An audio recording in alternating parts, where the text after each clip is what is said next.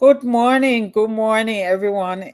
Welcome to a new day where we delve into transformative dialogues about gender equality, social reform, and the voices leading our charge. Here at the Noonday broadcast, we explore the intersections of politics, culture, and tradition with the leaders who are reshaping our world for the better. A Noonday is a transformative initiative broadcasted on focus on Liberia, dedicated to addressing and advocating for social justice issues with a strong emphasis on gender justice.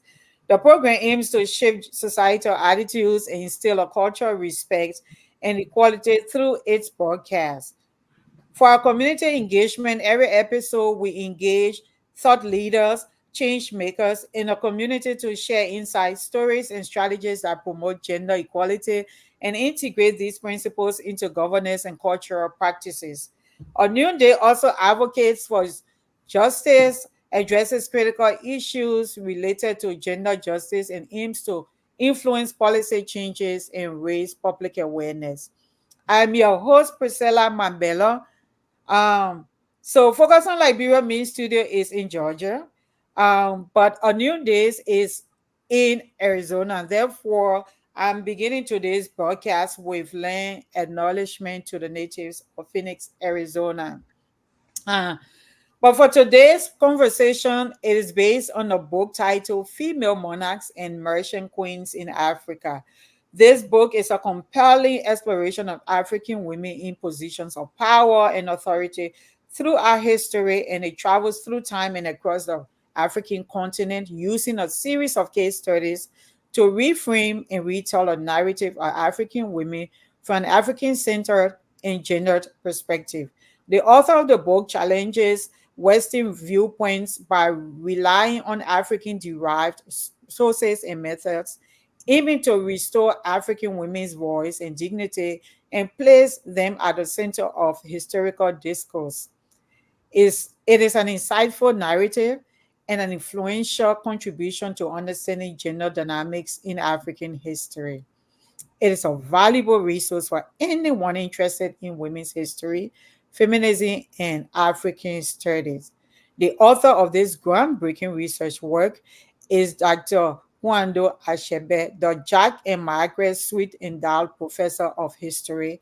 She is a multi award winning historian and Associate Dean of Diversity, Equality, and Inclusion, Faculty Development, and Strategic Implementation in the College of Social Science at Michigan State University.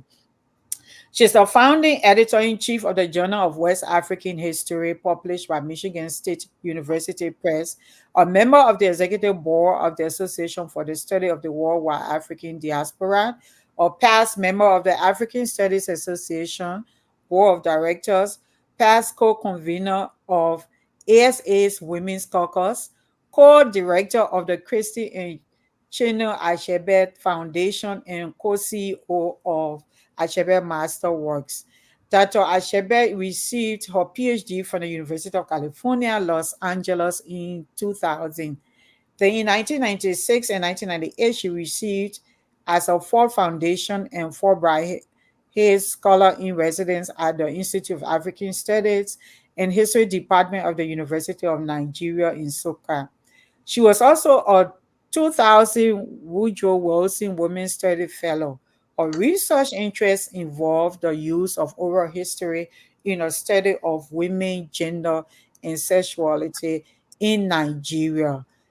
Dr. Achebe is the author of six books. Her first book, The Farmers, Traders, Warriors, and Kings, Female Power and Authority in Northern Igbo Land, 1900 to 1960, was published by Henneman.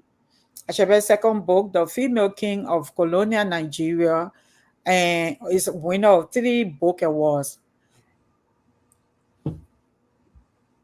And this, I could go on and on and on. The rating was funded by Generous Grant from our Winner Grant Foundation. Dr. Achebe is a co-author of History of West Africa ebook, ECO's book, British Arts and Humanities Research Council 2018. She is also co-editor with William Wugard and Charles Emblem.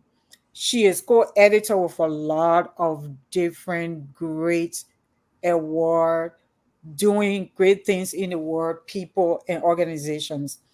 In addition, she has received a number of other prestigious grants, including awards from the Rockefeller Foundation, Woodrow Wilson for Brad Hills, Fall Foundation, the World Health Organization, and the National Endowment for the Humanities.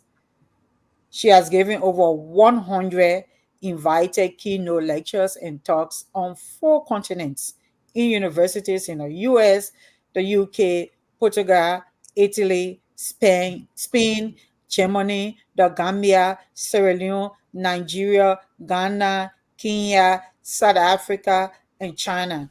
Today she's here to talk to us. She has received an expert consultant for the History Channel and a lot other documentaries. Welcome, welcome, welcome, and thank you for joining us today on a new day and focus on Liberia. It's a dream come true for me to be hosting you here today. Thank you for joining us, Dr. Achebe. Thank you so very much for having me. I truly appreciate being here. Okay.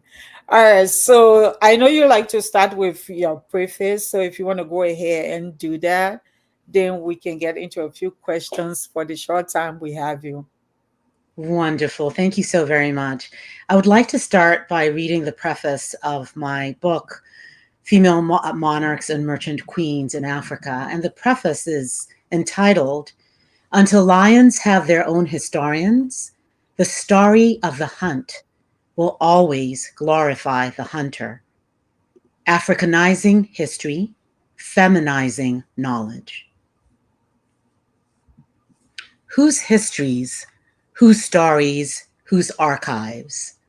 Almost 6 decades ago, Africanist historian Terence Ranger pondered the question of to what degree African history was actually truly African, and whether the methods and concerns derived from Western historiography were in fact sufficient tools for researching and narrating African history.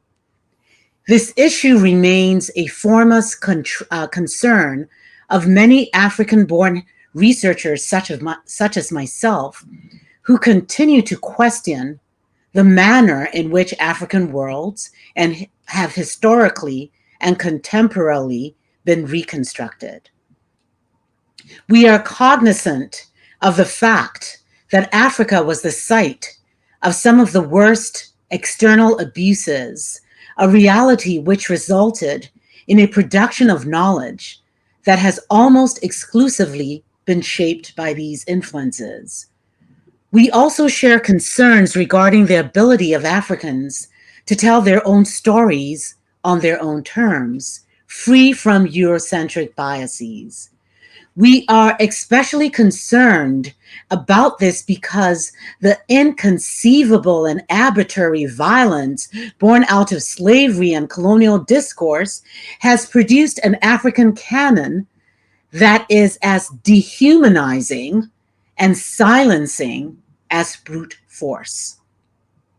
From Muslim traders and travelers of the 7th to the 15th centuries documenting African worlds in their travel logs, to the accounts of European and Arab slavers, travelers, missionaries, and colonialists writing African worlds during the age of exploration, international slave trades, and conquest, these narratives have survived in what the 8th king of Dahomey, King Angelo, has described in 1796 as, quote, books that never die, end quote, chronicling historical perspectives that were variously skewed, incomplete, and or ethnocentric in their leanings.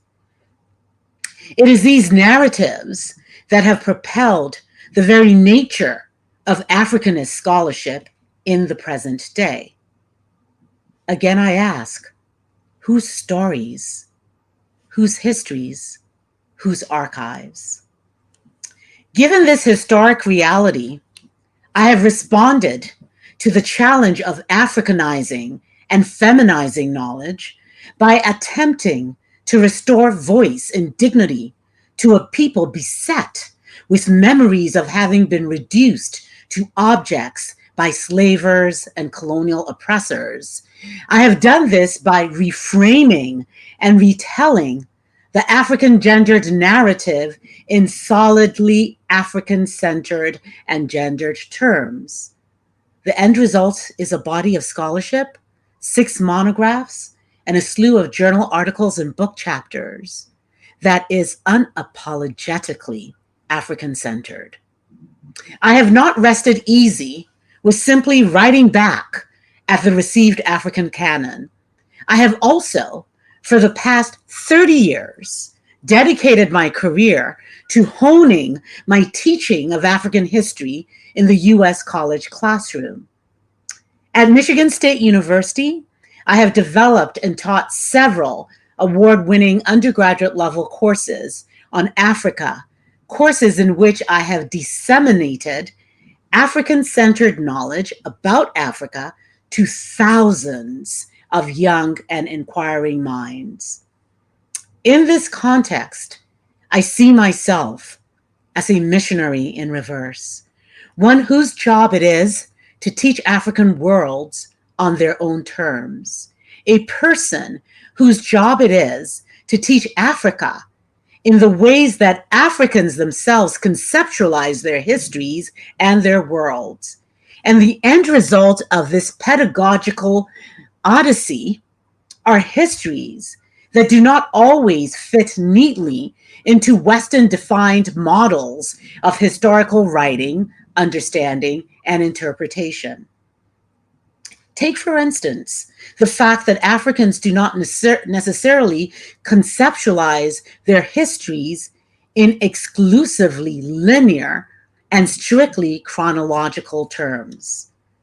The proof of this can be found when a researcher approaches a living African archive, an African elder, with the following clear-sighted questions.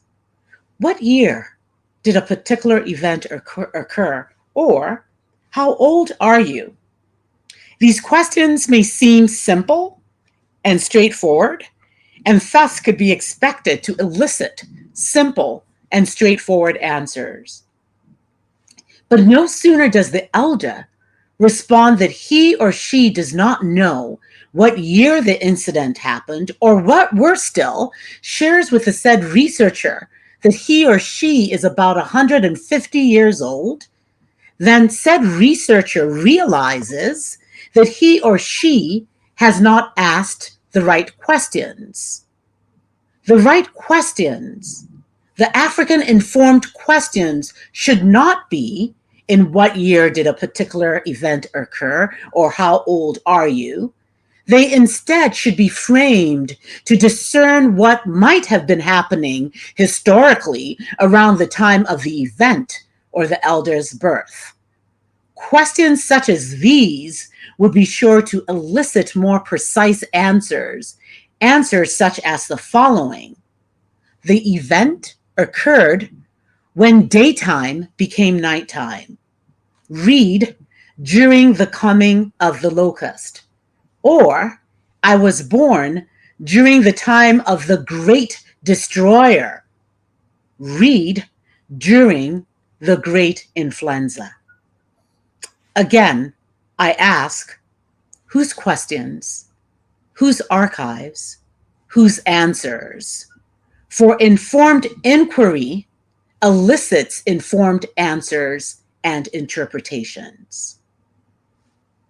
I teach what I describe to my students as the history of another Africa, an Africa that they most likely will not find in the average run-of-the-mill test book.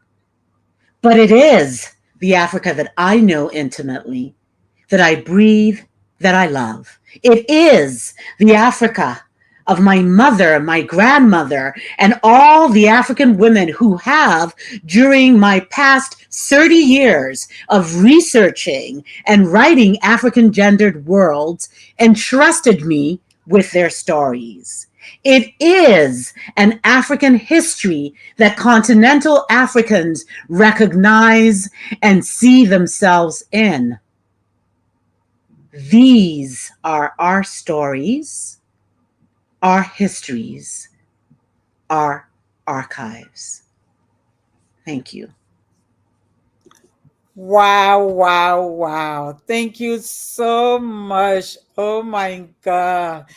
I see my sister call already said just 5 minutes in, I'm already on Amazon ordering her books. Thank you for honoring us today. That's what I've always looked forward to having you. So, what inspired you? Let me start with that. Why you decided? I heard you one time saying, "I am writing back at the canon." What Yes, inspired you to start writing back? Why did you focus on female leadership in African yes. history? In many ways, I think that my academic journey mirrors that of my father, Chinua Achebe.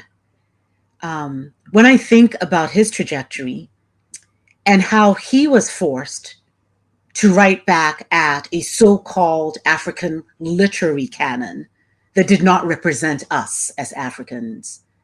I remember him talking about attending the University College Ibadan and then being taught the Conrads, Mr. Johnson, right? And he talks about sitting in class, reading those books, and siding with the white man against the African savage without realizing that the savage was, in fact, himself.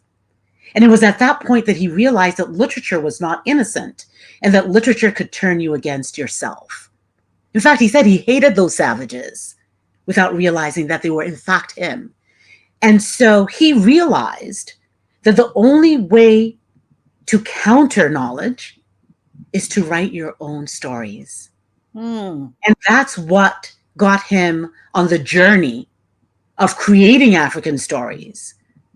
With Things Fall Apart, which was the first book in the African Writer series. And he was editor in chief of the African Writer series. So the first 100 books in the series, my dad essentially did the legwork of discovering all those authors. So now if you fast forward, that's the early 40s, late 40s, early 50s. Fast forward 40 years later, and I'm in graduate school at UCLA, University of California in Los Angeles. I too am being exposed to literature that was supposedly literature about me.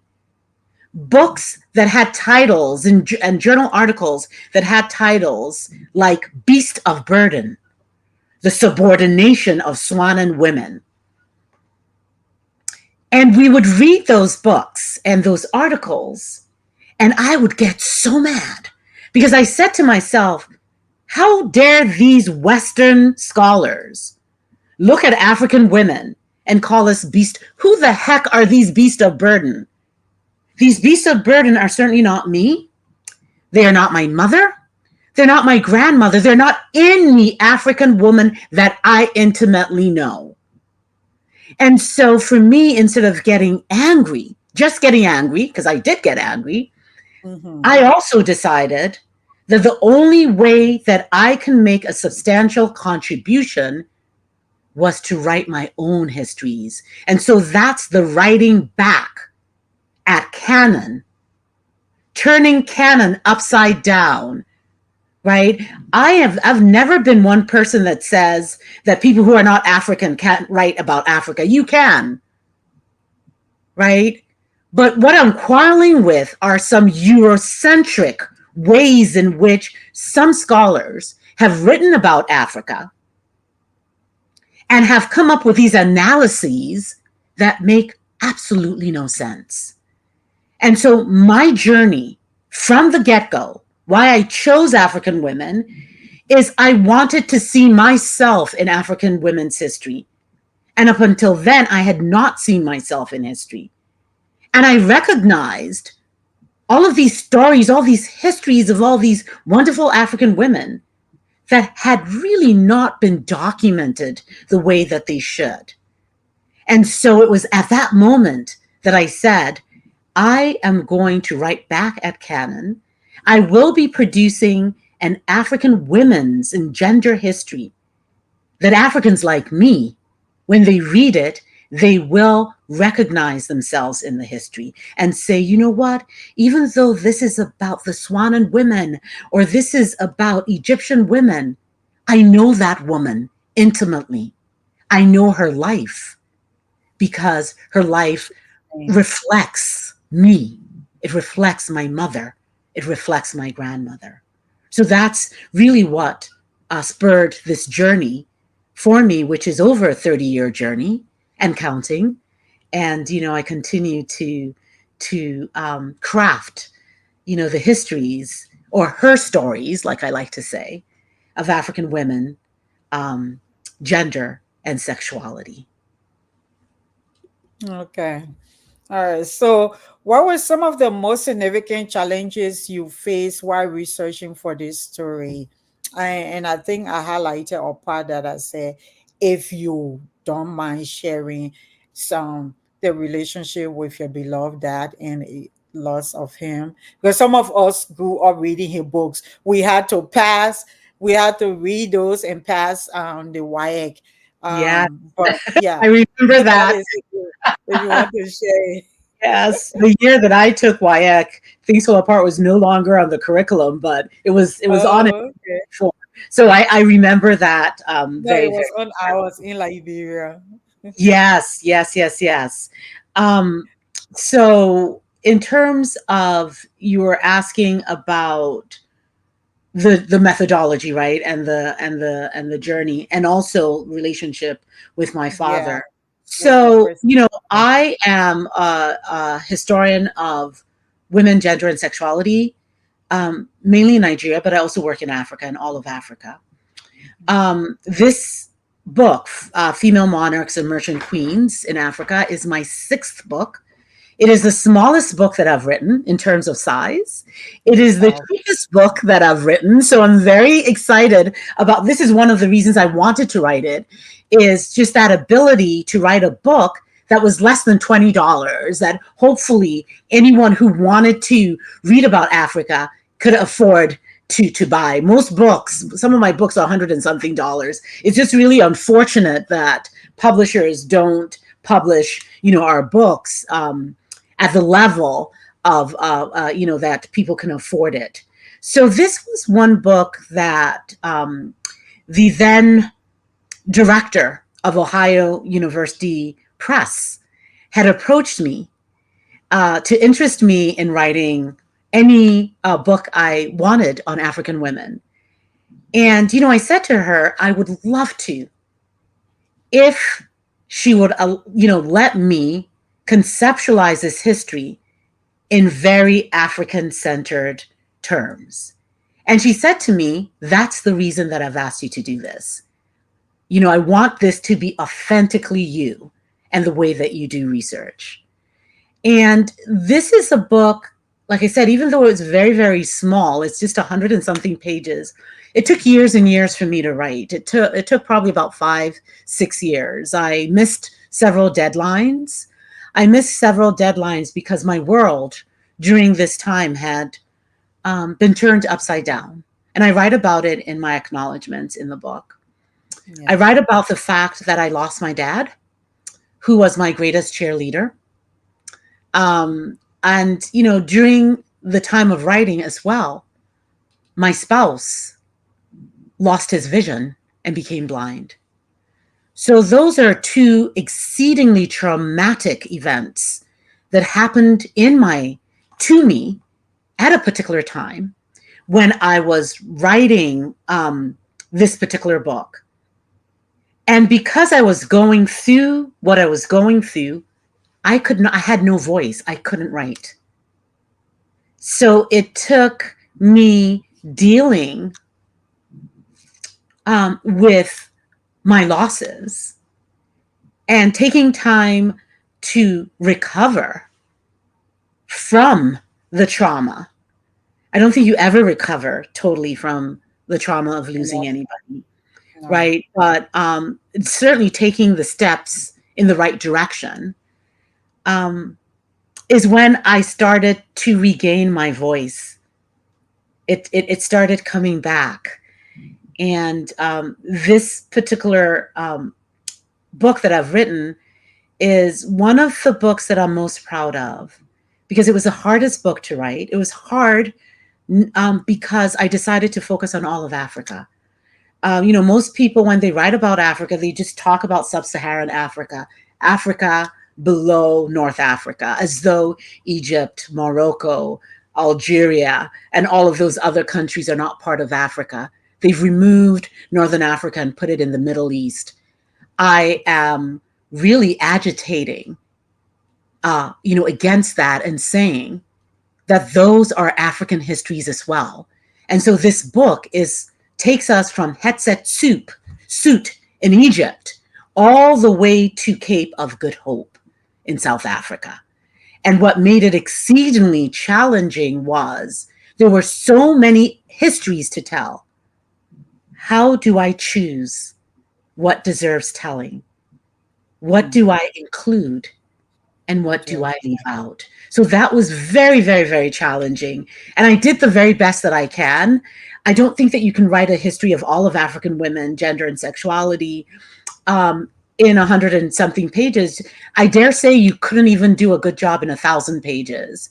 But what I try to do is just give my readers a glimpse, a sense of some of the realities of African women leaders from Egypt to South Africa. Okay. Well, so African, I'm going to pivot now to the topic, or the cross of the book, African cosmology and divinity. Yeah. In discussing African religion and cosmology, you discuss the concept of a genderless God or dual gender God. So please tell us a little bit about that. Is African cosmology inherently hierarchical, or does it offer a more egalitarian view of the universe? Yeah, I mean, your questions are just phenomenal. Thank you. Thank you for asking them.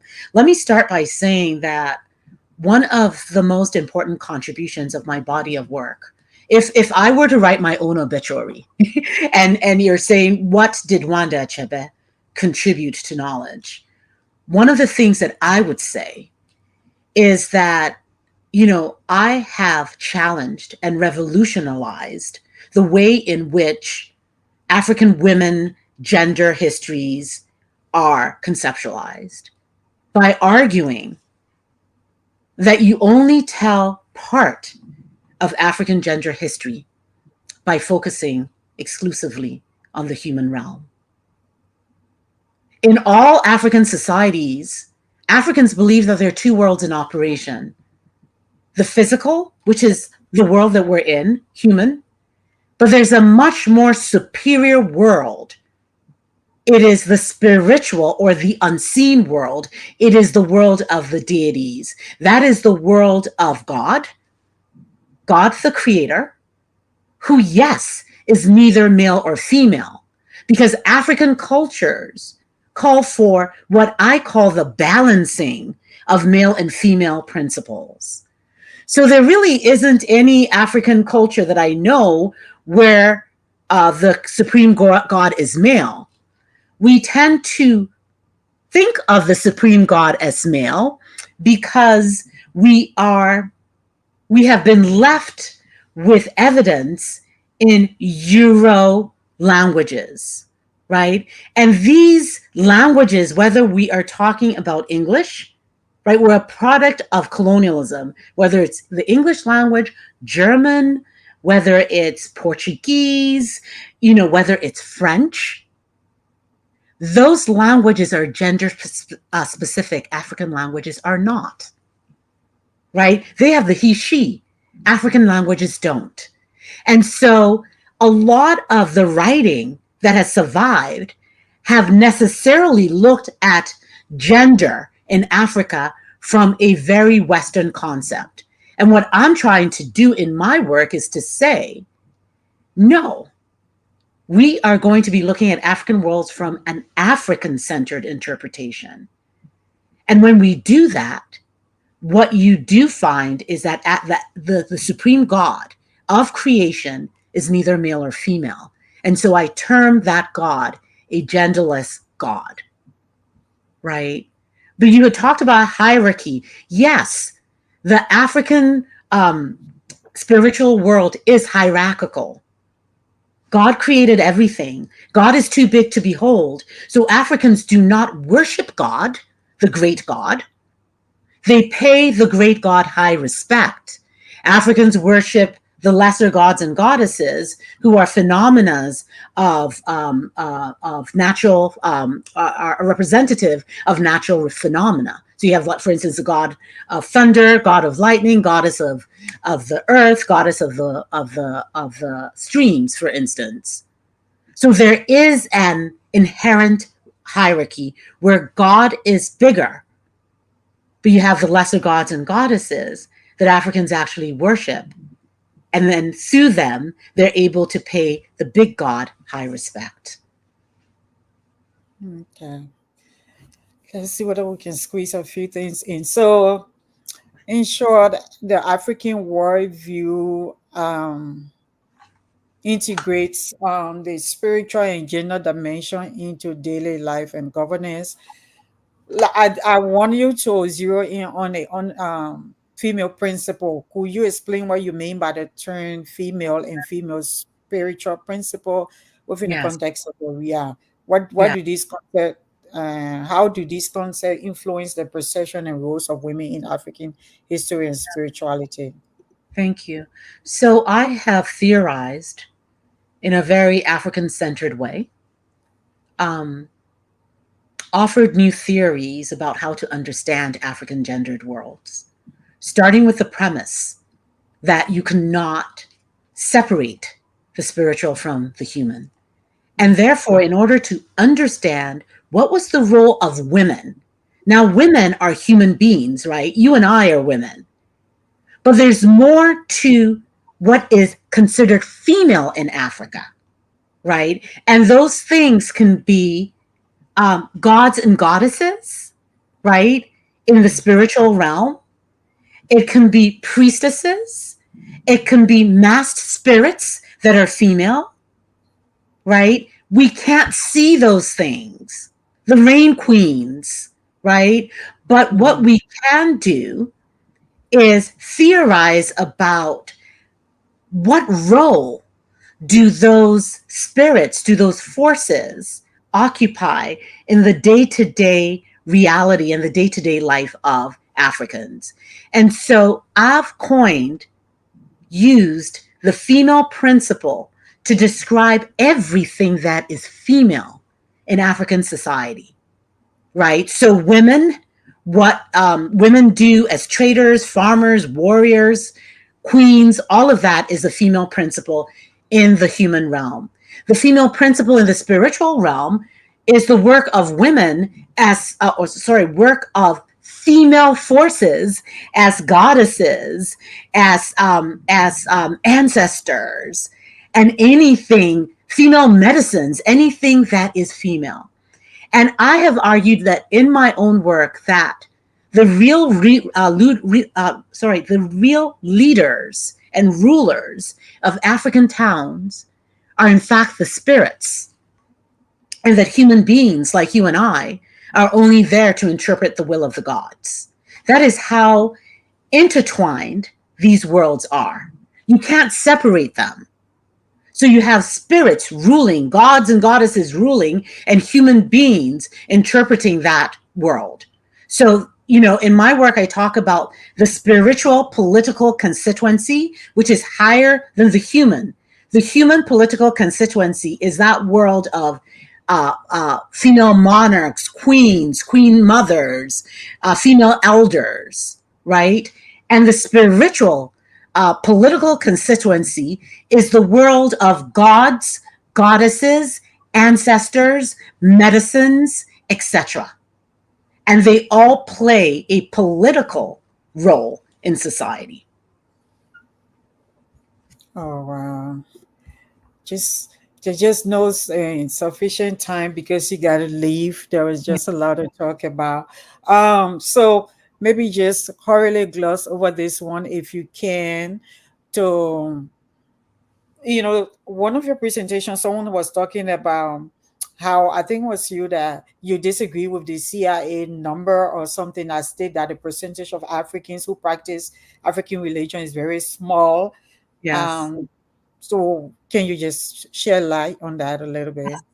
So in doing this, writing this book, you had talked about methods. What are some of my sources? I go Mhm. wherever the source is, right? Archival, oral traditions, proverbs, songs, and indeed CIA records as well, right? And so the CIA has its demographic records on Africa, where it talks about what percentage of Africans practice Christianity, what percentage are Muslims, what percentage practice indigenous African religions. And if you look at their numbers for any country in Africa, the numbers that they claim practice indigenous African religions are so low. Like it tends to be in the single digits. And so I quarrel vigorously with that data, that data is not correct. Why? Because the average African practices what we call a syncretism of religions. So if you are Christian because colonialism and missionary encroachment happened. The religion of our ancestors they practice as well. And they bring those two things together and they don't see that there's a tension between it. When I was doing research for my first book, I visited over 360 something shrines. I talked with the priests that were the priest of these gods and goddesses. And during my visits, I would constantly see people who were supposedly Christian who actually came to the shrine to beg the goddesses to forgive them because bad things had started to happen.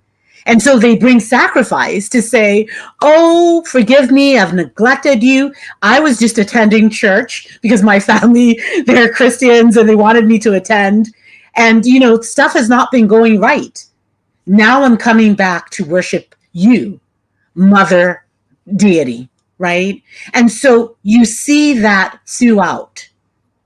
The offering of kola nut, the offering of libation, that is a syncretism of African religions and whatever other religion that Africans see themselves as, whether it be Christianity or Islam, which are the two main big foreign and imposed religions on Africa. Okay. Uh, um, so if you don't stop me, I will keep going. You have to leave now, right? I do.